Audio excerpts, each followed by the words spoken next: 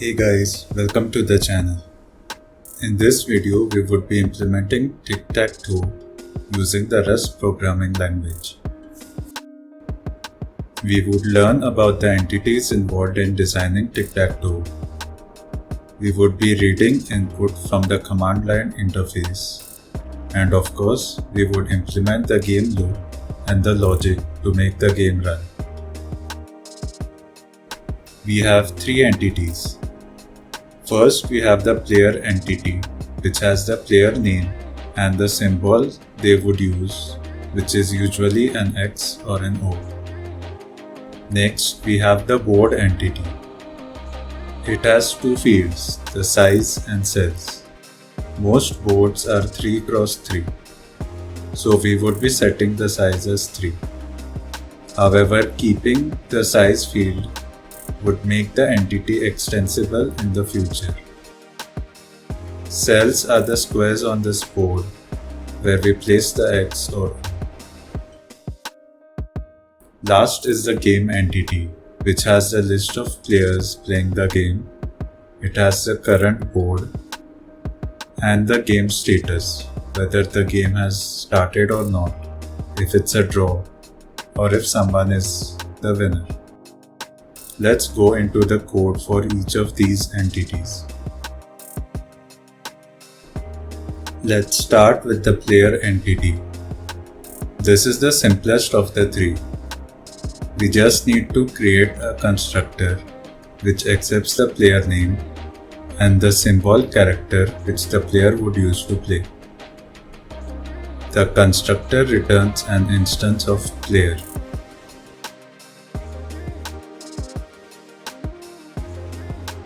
The new method in board accepts the board size as an input parameter.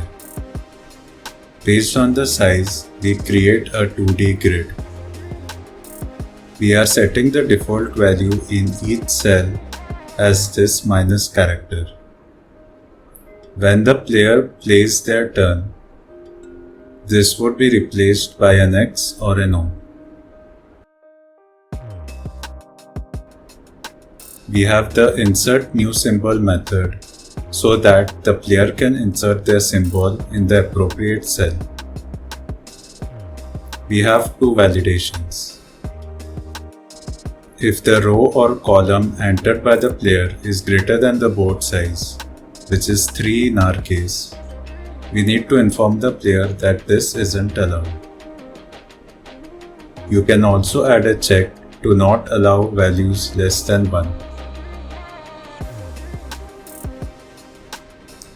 Next, we check if the board cell already has an X or an O inserted. If the cell isn't empty, we inform the user. If these two validations succeed, we insert the symbol in the cell. The boolean true or false returned tells us if the symbol was successfully inserted or not.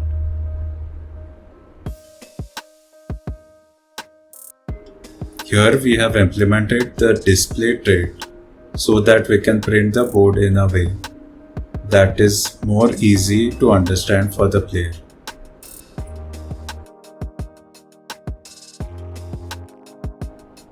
The game entity has a deck of players, a board, and a status.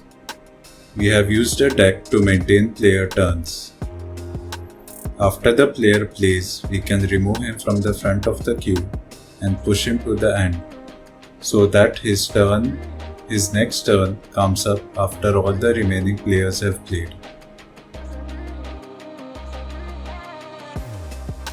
We would be implementing our game logic in the Game Manager service.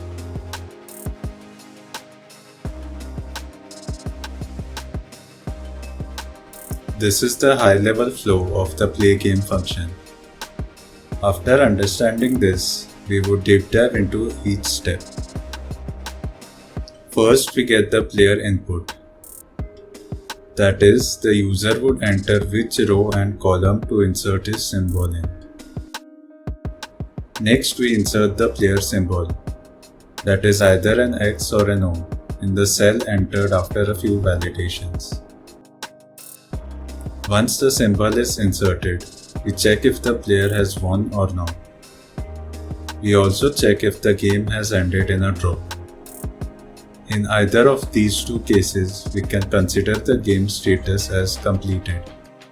Lastly, if the game is not completed, we change the player turns so that the next player can play. First, we'll see how to check if the player has won or not. A player is a winner if all the cells in a particular row contains the player symbol, or if all the cells in a particular column contains the player symbol. He could also win if either of the diagonals contain the symbol. To check for a row, we loop over all the columns of a particular row. The variable I here represents the column which we loop over. If any column does not have the symbol, we return false from this function. If all the columns pass, we return true, implying that the player has won the game. The implementation for a column is very similar to the row. The only difference is, here we loop over all the rows in a column instead of all the columns in a row. The first half of this function checks the diagonal from the top left corner to the bottom right. If you observe carefully, you'll notice that for this diagonal, all cells have the row equal to the column. So we loop over all cells where row equal to column and check if they have the player's symbol. If they do, the player has won. For the reverse diagonal, the first row has the symbol at column n, which is 3 in our case.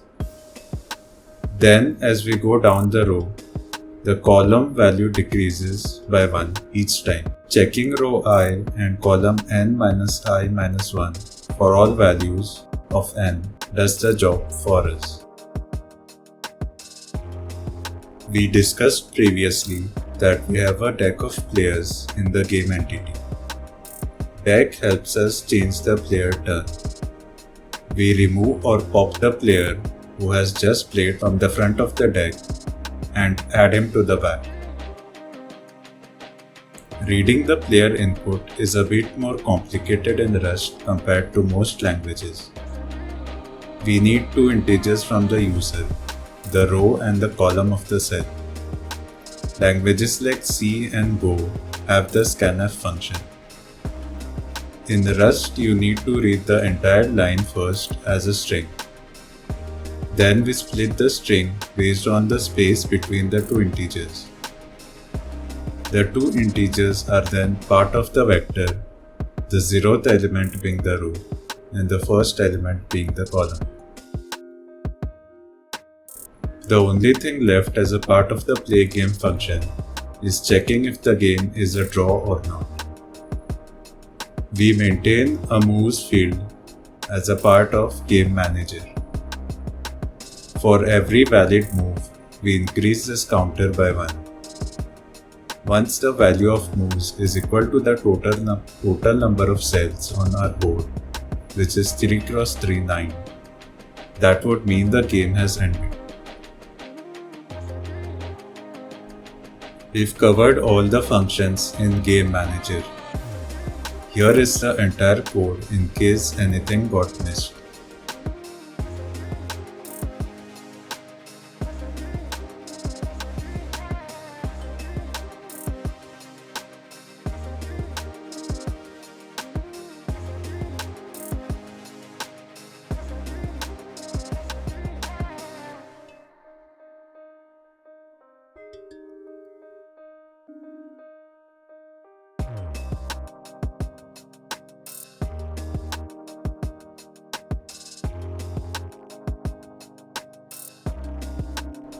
The main function is pretty straightforward.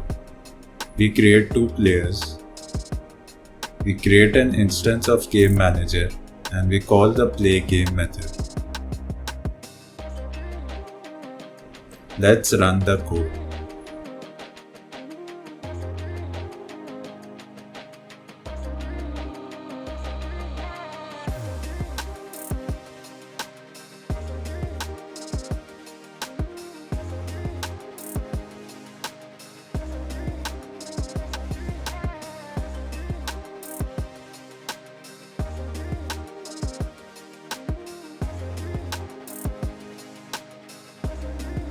Hope you enjoyed the video. Thanks for watching.